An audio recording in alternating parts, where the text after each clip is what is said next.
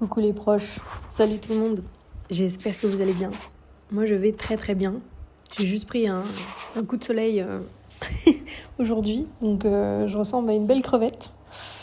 Mais bon, à côté de ça, j'ai passé une très belle journée. Aujourd'hui on est le 1er janvier, donc je vous souhaite à tous une magnifique année 2025.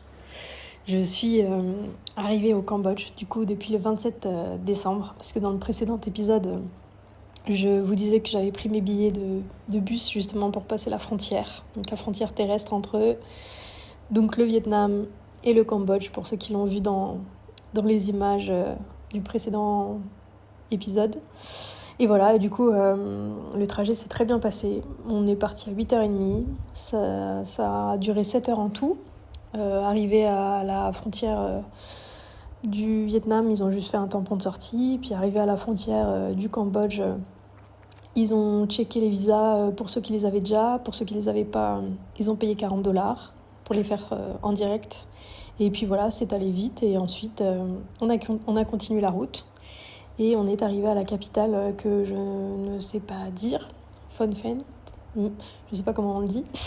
Mais voilà, la capitale du Cambodge. Et puis arrivé du coup... devant la compagnie du bus, mais très, très simple, parce qu'il y avait une banque juste à côté, même plusieurs. Dans la compagnie du bus, il y avait du wifi si on avait besoin de regarder où était notre hôtel, ou pour commander un Grab ou un taxi. Et ils vendaient même des cartes SIM. Mais moi j'ai un peu du mal avec ceux qui nous sautent dessus là en mode tu veux une carte SIM, tu vas où, machin là. Non, ouais, laisse-moi tranquille. Donc mon ego a parlé et a dit non. Mais il m'a dit mais du coup tu vas où, ton hôtel? J'ai dit non, j'en ai pas, je sais pas, je marche, voilà, laisse-moi tranquille. Et au final tout ça pour du coup aller chercher une carte SIM dans la ville que j'ai trouvée heureusement auprès d'une revendeuse. Je sais que je l'ai payé assez cher cette carte SIM, mais au final bon ça me va. C'était 60 gigas pour $15. Je sais que il y a bien moins cher, mais pour le coup j'ai pas cherché plus loin. Mais ensuite du coup j'ai pu chercher sur Google Maps un hôtel dans les alentours, parce que j'avais rien réservé. J'avais pas réussi à me décider sur un hôtel quand j'étais au Vietnam pour le Cambodge. J'arrivais pas à faire mon choix entre les commentaires ou même de me dire je sais pas dans quel quartier je vais atterrir avec la compagnie de bus et tout. Donc je me suis dit tant pis, je le fais au feeling sur place, et chose que j'ai faite. Et du coup ça s'est très bien passé, parce qu'au final j'ai trouvé un hôtel sur Google Maps qui était bien noté et qui indiquait $12,50 la nuit. Parce que oui, au Cambodge il y a deux monnaies, il y a le réel cambodgien et il y a le dollar américain. Et pour vous donner une idée, nous, $1 c'est 1,04€ environ, et $1 égale 4000 réels. Sauf qu'ils préfèrent le dollar parce que c'est une monnaie qui bouge moins comparée au réel cambodgien. Donc voilà, donc souvent vous payez en dollars et ils vous rendent la monnaie en réel. Donc bon, c'est un peu prise de tête niveau calcul et tout, mais au fur et à mesure ça se fait. Et donc voilà, donc la chambre à $12,5. J'ai commandé un Grab. Chose qui est marrante ici au Cambodge, c'est que vous avez plusieurs choix dans les styles de véhicules. Vous avez soit la voiture, soit le tuk-tuk, vraiment le tuk-tuk genre comme en Inde, ou alors un scooter qui tracte une espèce de calèche, donc atypique. Mais je kiffe franchement, parce que je préfère ça. Au Vietnam, il n'y avait que le choix entre la voiture ou le scooter et puis être en passager. Et moi, je suis pas ok avec ça. Donc là, trop bien, donc j'ai commandé un tuk-tuk. Donc j'étais dans ma capsule de l'espace qui m'a amenée jusqu'à l'hôtel. Et ce qui est bien comme ça, quand vous réservez pas à l'avance aussi, c'est que vous arrivez, vous demandez s'ils ont de la dispo. En amont, vous pouvez regarder sur Booking s'ils en ont. Comme ça, vous êtes sûr que vous ne vous déplacez pas pour rien et qu'il n'est pas complet. Et puis au moins, arrivé là-bas, vous pouvez demander à visiter la chambre avant de dire oui ou non, quoi. Donc là-dessus, c'est cool. Et donc le monsieur, ouais, très gentil, il m'a fait visiter la chambre avec une fenêtre, avec vue sur la ville et tout. J'ai dit c'est parfait, allez, je prends. Honnêtement, fallait pas être trop regardant sur l'entretien, on va dire, des lieux. Mais sinon, voilà, ça restait vraiment raisonnable pour le prix. Et du coup, j'ai réservé pour 2 nuits. Comme ça m'a permis de visiter un peu la ville. Je me suis baladée le soir, donc très sympa, franchement. J'aime le ressenti que j'ai au niveau du Cambodge et au niveau des locaux. C'est des personnes qui sont très souriantes et très relax. Même si c'était la capitale, honnêtement, c'était plutôt calme. Bon, à côté de Ho Chi Minh, en Vietnam, avec tous les scooters et les klaxons à l'infini, là, c'est dur de faire pire, je pense. Oh, quoique, en Inde, peut-être que c'est pire. Mais du coup, à côté, ouais, c'était plutôt calme. Et puis, je sais pas, dans leur manière d'être, dans leur manière de se comporter, je les trouve assez zen et tout. Donc ouais, agréablement surprise. Et voilà, du coup, j'ai passé la soirée à me balader près de l'eau, près des choses illuminées et tout. Et puis, beaucoup de locaux étaient en train de profiter, de pique-niquer. C'était vraiment bonne ambiance. Et puis le lendemain, j'ai visité 2 temples, 2 pagodes. J'ai même vu des singes, donc ça, gros kiff. Et puis ensuite, j'ai visité un musée, le musée du génocide, où là, c'était très très dur, franchement. Je ne conseille pas si vous êtes quelqu'un de sensible, mais en même temps, ça fait partie de l'histoire, ça fait partie de la réalité qui s'est passée. Mais voilà, c'était du coup une école qui a été utilisée comme prison et comme endroit de torture. Et où vraiment ils ne cachent rien, ils montrent les pièces telles que ça a été occupé. On voit encore même comment c'était aménagé.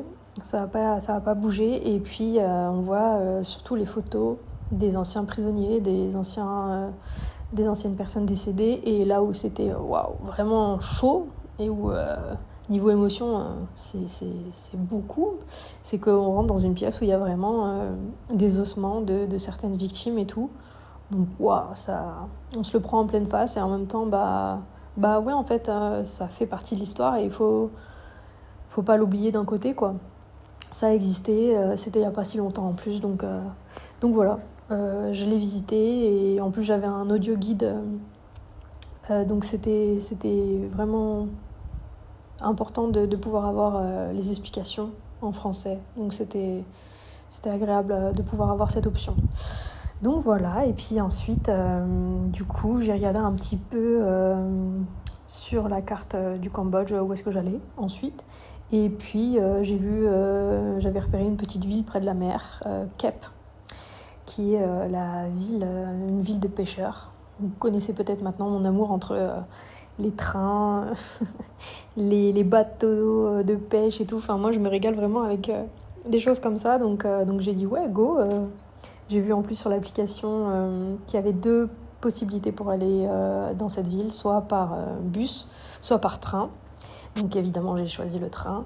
Je suis allée à la gare qui était à côté à pied. J'ai pu m'acheter le billet pour le lendemain, qui partait à 7h du matin, pour 3h30 de trajet. Et ça m'a coûté $8.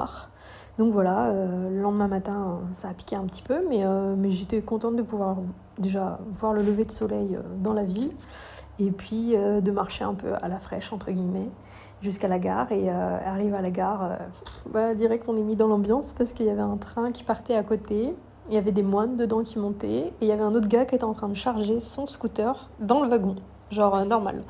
Ici, vous pouvez mettre votre scooter dans le train, donc franchement... chapeau à eux, parce qu'il faut la motivation de pouvoir le monter dedans, puisque les quais ne sont pas du tout à niveau.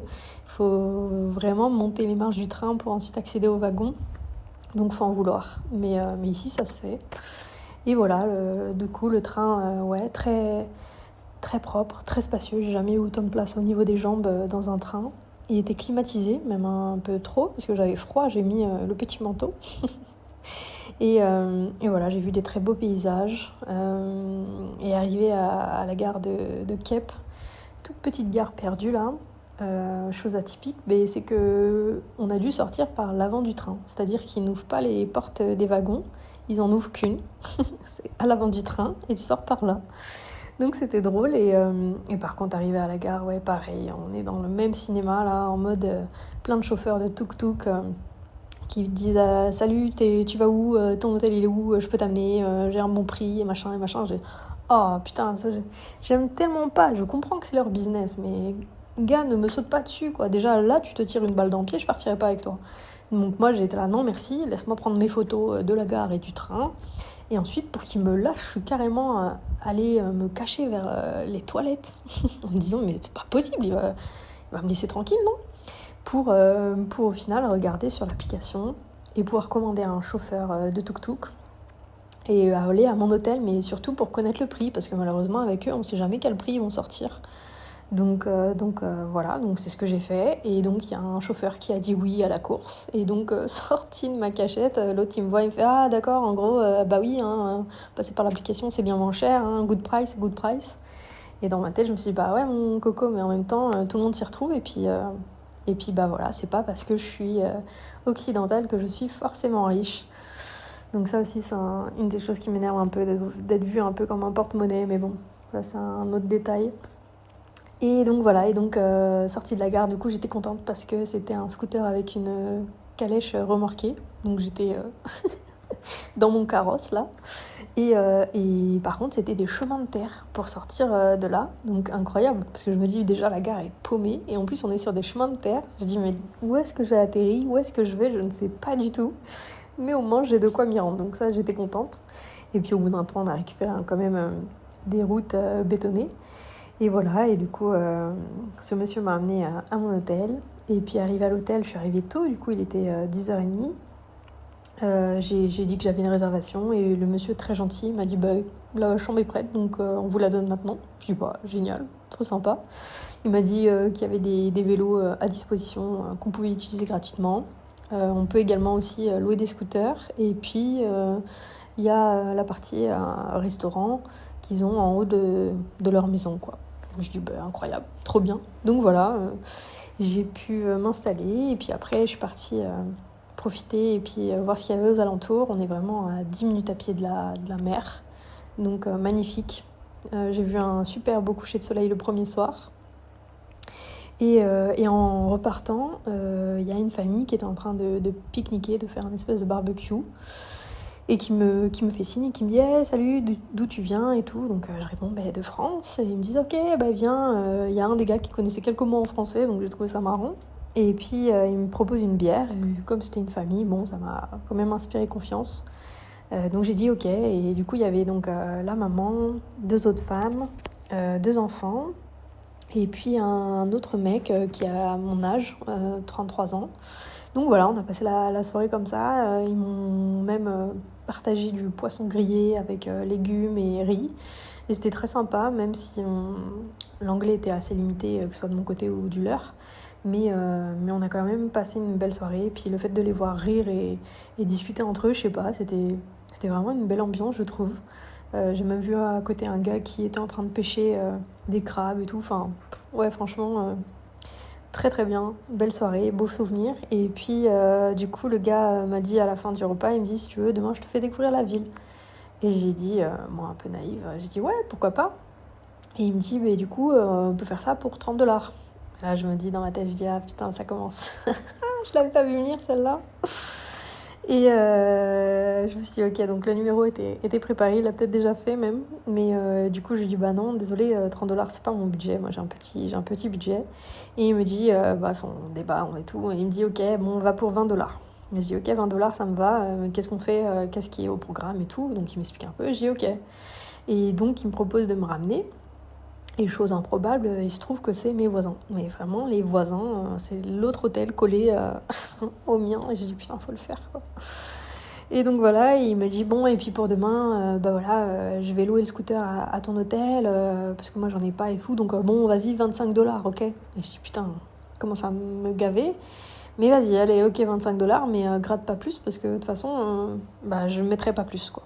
Et donc voilà, donc on se retrouve le lendemain matin. On prend le scooter donc à mon hôtel. Au moins j'étais rassurée sur le fait que bah, déjà c'était une machine sur laquelle je pouvais avoir confiance étant donné l'hôtel où je suis et que j'ai eu un bon ressenti avec le gérant, que ça se voit qu'il entretient ce qu'il propose, quoi. Et donc on part comme ça. Il m'amène visiter un espèce de temple en haut d'une petite colline. Donc oui, c'était sympa, mais c'était pas un truc de fou non plus. Et en descendant, il me propose qu'on prenne un jus de canne à sucre à côté d'une école.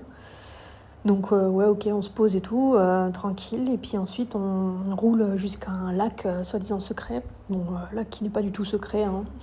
Tout le monde sait ouvrir une carte et regarder où est-ce qu'il y a un lac à côté, mais soit.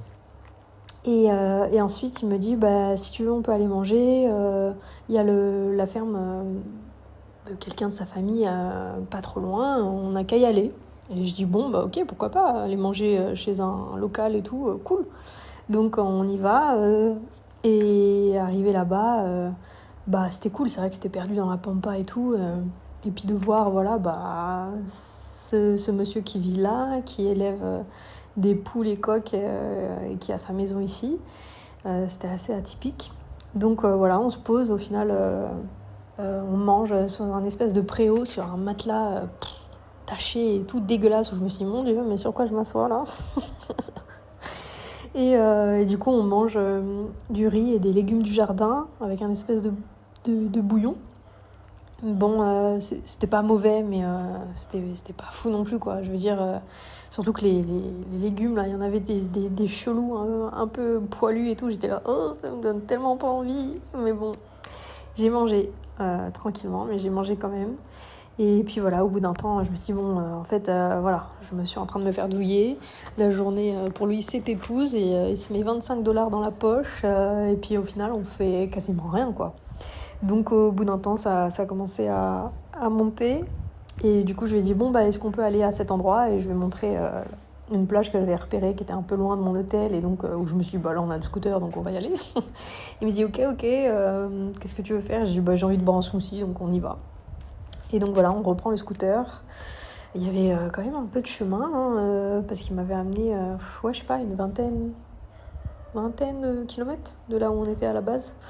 Donc ouais, on fait le trajet et tout, et au final, moi déjà je suis gavée parce qu'on a un scooter, donc ça veut dire promiscuité avec lui, que je connais pas, et je ne supporte pas déjà le côté tactile avec quelqu'un que je connais pas. Là, moi je suis tactile juste vraiment quand je suis en couple, ou vraiment avec mes proches ou quoi, mais là, du coup, ouais, là-dessus ça m'énervait, et il me disait, non mais mets tes mains sur mes épaules, c'est mieux pour l'équilibre et tout. Je dis, ah, vas-y mon gars, je suis pas ta meuf en fait déjà.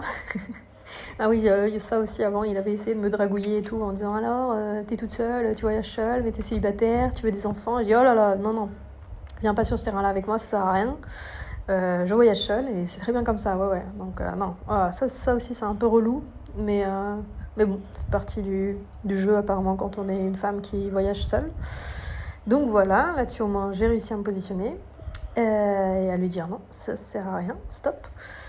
Et donc on avance et tout, donc arrivé à la plage, au moins contente de retrouver de la civilisation. Et puis on a pris le smoothie, puis voilà, après je lui ai fait comprendre, je lui ai dit bon bah c'est cool, écoute, merci, mais voilà, tu peux reprendre tes activités, et moi je vais appeler ma famille de mon côté. J'ai sorti cette excuse en disant que bah c'est bon, comme ça ils pouvaient repartir, et que ça servait à rien de rester à m'attendre, parce que là on se regardait un peu dans le blanc des yeux, donc ça devenait vraiment gênant.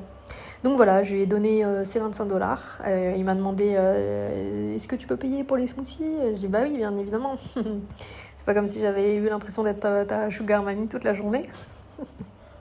Bon, après ça va, parce qu'on n'a pas consommé tant de choses que ça durant la journée, mais voilà. Donc c'était une expérience. Et si je dois en retirer quelque chose, c'est voilà, de se positionner, dans ces cas-là, de remercier pour le repas qu'il m'avait fait partager la veille, mais de laisser un petit billet s'il faut, de participation, mais derrière de dire non, quoi, parce que j'étais pas chaud à l'idée de dire oui pour cette espèce de visite locale avec un semi-guide. Et puis voilà, je sais comment je fonctionne, et moi je fonctionne en solitaire, dans le sens où je regarde sur Google Maps ou sur internet, je me renseigne sur les choses qu'il y a à faire ou à voir de sympa, et ensuite soit je m'y rends à pied, soit je prends un tuk-tuk, un grab, et puis voilà, je me débrouille. Au moins je prends le temps, je kiffe selon mon rythme, et en faisant mes photos ou quoi, et puis voilà. Donc voilà, on apprend tous les jours. Et les choses en plus où la vie est incroyable quand même. Mais du coup, j'ai essayé de l'éviter aujourd'hui. Parce que déjà, hier, il avait essayé de m'appeler pour qu'on fasse soi-disant Nouvel An ensemble. Et je lui ai dit, ouais, non, je sais pas, je verrai, je vais passer la journée seule. Après, je sais pas ce que je ferai le soir. Bref, j'ai pas répondu à son appel. Et puis là, quand j'ai essayé d'enregistrer une première fois ce podcast, il m'a vu en train de regarder le coucher de soleil sur le bord de l'eau, là, en face de la mer. Et du coup, il s'est arrêté. Et il m'a dit hello, hello. Et putain, je me retourne et je vois pas c'est lui. Je fais, mais c'est pas possible, quoi. Fallait qu'il arrive à me trouver, alors que, bon, bref. En même temps, je sais pas, il a dû me reconnaître avec les cheveux attachés. La seule blanche du coin, là, toute seule. Mais bon, voilà. Et puis, heureusement, ce qui m'a sauvée, c'est que du coup, j'enregistrais avec le portable. Et du coup, quand il arrivait, je dis ah, salut, ça va et tout, machin. Et je lui dis, bah là, je suis au téléphone. Heureusement, j'étais vraiment en train de parler au téléphone. Du coup, voilà, je me suis dépatouillée comme ça. Et puis il m'a dit, on se voit plus tard. J'ai dit, ouais, je sais pas. Ouais, laisse-moi tranquille. Donc bon, voilà. Il n'était pas méchant en soi. C'était pas un gars avec de mauvaises intentions ou quoi. Mais voilà, j'aime pas qu'on me colle, entre guillemets. Donc voilà, et puis ensuite, demain je pars pour une île, l'île de Korong. J'ai réservé avec mon hôtel directement le bus et le bateau, parce que j'avais pas envie de me prendre la tête, à savoir où était la compagnie de bus, et ensuite où est-ce que est le bateau et combien ça va me revenir et machin. Non, allez, hop, là j'ai pris la facilité, surtout qu'ils viennent me récupérer directement à l'hôtel. Ce sera plus simple comme ça, et ça me va. Donc voilà, j'ai visité Cap, la ville du crabe. J'en ai mangé aussi, c'était très très bon. J'ai mangé du crabe au barbecue, c'était délicieux. J'ai partagé le repas avec une petite mémère, une petite chatte qui était dans le restaurant, enceinte apparemment aussi. Donc voilà, on a partagé le repas ensemble. Apparemment, elle s'est régalée, parce qu'ensuite elle a fait la sieste sous ma chaise. Et voilà, donc en attendant, je vous souhaite encore une fois une très belle année 2025 et je vous tiens au courant pour la suite des aventures. Des bisous, ciao!